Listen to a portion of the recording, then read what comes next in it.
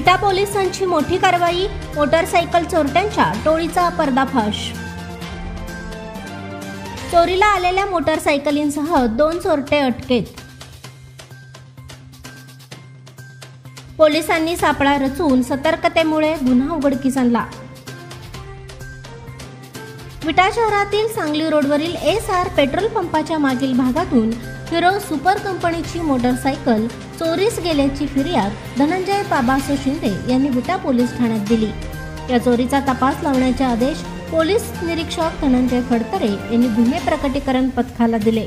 या तपासाची साखळी पुढे चालू असताना गुन्हे प्रकटीकरण पथकातील पोलीस हेड कॉन्स्टेबल हेमंत तांबेवाघ आणि police head constable Mahesh Deshmukh यांना त्यांच्या गोपनीय बातमीदारांमार्फत माहिती मिळाली की विटा खानापूर रोड परिसरात 2 व्यक्ती चोरीच्या मोटरसायकलवरून फिरत आहेत।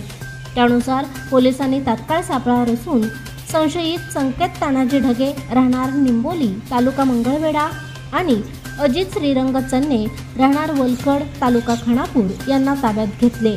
सुरुवातीला त्यांनी उडवाउडवीची उत्तरे दिली, मात्र पोलिसांनी त्यांना पोलीस ठाण्यात आणून सखोल चौकशी केली असता त्यांनी विटा अष्टा पोलीस येथून मोटरसायकल चोरी केल्याची कबुली दिली।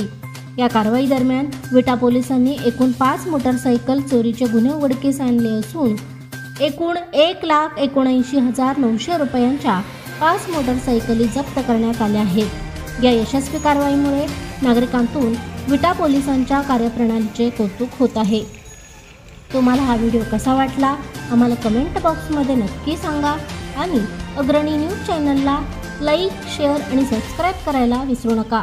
प्रशांत कांबळे, अग्रणी न्यूज, विटा।